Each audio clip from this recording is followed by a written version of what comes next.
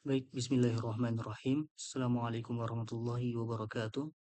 Pada kesempatan kali ini saya akan menjelaskan terkait dengan analisis data, clustering terkait dengan data dari cars detail from car deco.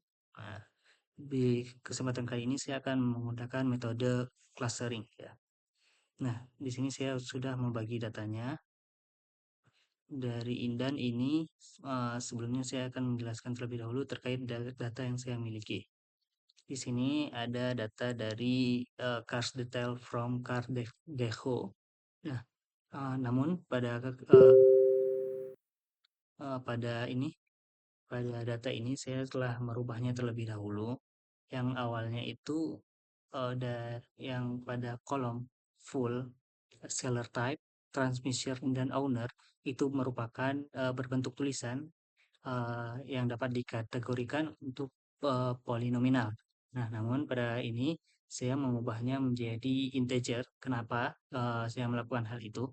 Karena untuk memudahkan analisis clustering pada analisa kali ini. Nah, di sini saya mengubah dengan ada kode 1 pada full itu merupakan petrol dan kode 2 diesel dan begitu seterusnya.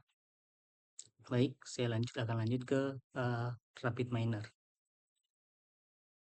Oke, setelah memasukkan data, untuk menganalisa clustering ini, kita akan menggunakan operator Keymanes. Nah, di sini kita akan drop Keymanes terlebih dahulu. Kemudian kita akan menghubungkan antara data yang kita miliki ke operator dan ke outputnya. Kita bisa di sini terdapat yang pertama ada berapa jumlah cluster yang ingin kita buatkan. Nah, dari rekomendasi Rapid Miner ini ada sebanyak 5 cluster. Namun kita di sini bisa ubah mulai dari 2 sampai seterusnya. Mungkin kita contohkan misalnya 2 cluster. Nah, di sini bisa kita langsung running untuk melihat hasilnya.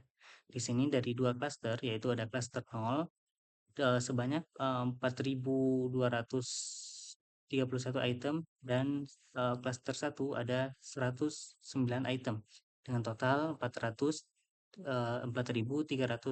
item. Di sini kita bisa lihat dari hasilnya.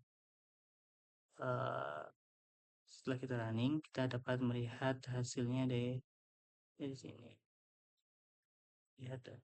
Nah, ini merupakan hasil dari runningan data yang kita punya, kita miliki. Oke.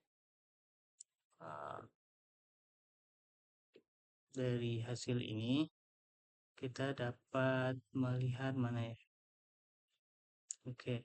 Setelah runningan itu kita berhasil, nah kita tentunya di sini harus mengetahui berapa klaster yang harus kita punya untuk mendapatkan klaster terbaik dalam pembagiannya.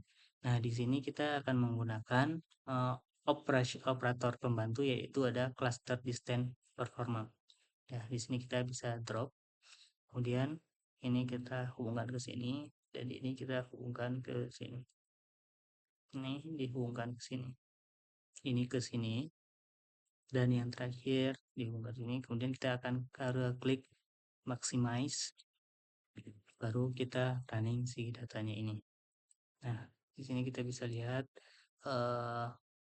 example. Nah, ini data yang kita dapatkan dari jumlah tadi di awal sebanyak 2 cluster ya, 2 cluster. Kita bisa lihat hasilnya. Di sini kita dapatkan bahwa average distance-nya itu sebanyak senilai ini. Nah, angka ini harus kita copy ke Excel karena kita harus menggunakan elbow method. Elbow method itu apa? Elbow method merupakan grafik di mana ketika siku ke elbow yaitu siku, ketika titik siku itu paling miring, maka di cluster itulah merupakan cluster yang tepat. Nah, hal ini terus kita lakukan. Kita udah melakukan di cluster 2. Kemudian kita akan mencoba lagi di cluster 3. Angka yang tadi kita copy dan kita paste di Excel nanti. Nah, kemudian kita terus akan mencoba sampai dengan Excel 7. Nah, di sini saya sudah membuatnya sampai dengan klaster 7. Nah, dari data yang saya buat ini, di klaster 2, 3, 4, 5, 6, dan 7 didapatkan dengan average distance sekian. Nah, di sini kita dapat melihat bahwa sudut sikunya itu pada klaster 4. Nah, berarti di klaster 4 itu merupakan titik yang paling klaster yang paling cocok untuk data yang kita running ini. Nah, berarti eh, pada clustering kali ini kita akan menggunakan 4 cluster untuk data yang sudah kita miliki ini. Berarti di jika ini kita ubah menjadi 4. Nah, kemudian baru kita running si datanya ini. Nah, di sini kita mendapatkan bahwa cluster 0 itu terdapat 3.285 item. Kemudian di cluster 1 ada 2 item, cluster 2 ada 91 item, dan di cluster 3 ada 962 item dengan total item 4.340 item. Kita akan melihat visual dari data yang kita miliki ini. Nah, kita harus memilih dengan visualisasi atau kita bisa melihat statistiknya. Di sini ada cluster, years, selling price. Nah, di mana selling price ini ada harganya mulai dari 20.000 sampai dengan 8.900.000. Nah, kemudian pada kilometer penggunaannya, maksudnya kilometer penggunaan mobil ini dimulai dari 1 sampai dengan 806.599. Nah, kemudian ada tingkat apa nih? Bahan bakarnya ada 1 sampai dengan 5. Jadi ada 5 jenis bahan bakar. Begitupun dengan seller type, transmission ada 2, kemudian owner ada 5. Baik, kemudian kita akan melihat dengan visualisasi datanya. Nah, di sini kita menggunakan plot type itu berupa bubble atau scatter dengan X, yaitu ada selling. Nah, yaitu harga harga jual dari mobil itu. Nah, di sini merupakan harga jual dari si kendaraan tadi. Kemudian pada sumbu Y atau value, nah kita menggunakan dengan kilometer dari kendaraan tersebut. Jadi semakin tinggi titiknya, maka akan semakin tinggi kilometer kendaraan tersebut. Nah, kemudian semakin jauh titiknya dari sini, maka akan semakin mahal harga dari sebuah mobil itu. Baik, kita akan coba membaca dari data visual yang disajikan di RapidMiner ini. Nah, pada cluster 0 kita akan melihat bahwasannya mobil dengan harga terendah gitu. Di cluster 0 ini diklasifikasikan mobil-mobil dengan harga terendah. Di sini banyak harga terendah, namun dari apa namanya? Dari kilometernya juga ada terdapat tertinggi, yaitu di kilometer 806.599 km. Jadi semakin tinggi kilometer, di sini juga kita dapat menyimpulkannya bahwa semakin tinggi kilometer maka semakin murah harga mobil tersebut.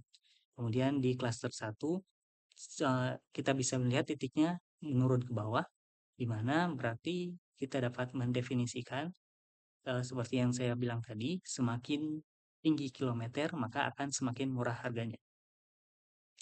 Nah, pada klaster yang satu, kita dapat melihat di sini bahwa klaster 1 ini dengan rata-rata kilometer yang rendah dengan harga termahal. Di sini terdapat harga yang paling mahal di klaster 1 yaitu dengan 8.900.000 dengan 13 km. Oke. Di sini juga kita dapat mengubah misalnya tahun. Kita misalnya mengubah value-nya menjadi tahun si mobil ini. Di sini ada ID. Oke. Maaf, ini mungkin salah. Di sini kita ubah menjadi years. Nah, di sini kita dapat melihat tahun. Jadi di sini kita dapat menyimpulkan bahwa mobil yang paling murah atau misalnya dibagi juga berdasarkan dengan klaster, di mana mobil dengan range harga di bawah 1 juta itu memiliki tahun yang relatif tua gitu. Di mana tahun dengan mobil-mobil dengan yang tahun yang lebih muda itu harganya bisa lebih tinggi dibandingkan dengan tahun yang mobilnya tua. Nah, mungkin uh, sekian data visualisasi dari saya. Kurang lebihnya saya mohon maaf. Wabillahi taufik wal hidayah. Wassalamualaikum warahmatullahi wabarakatuh.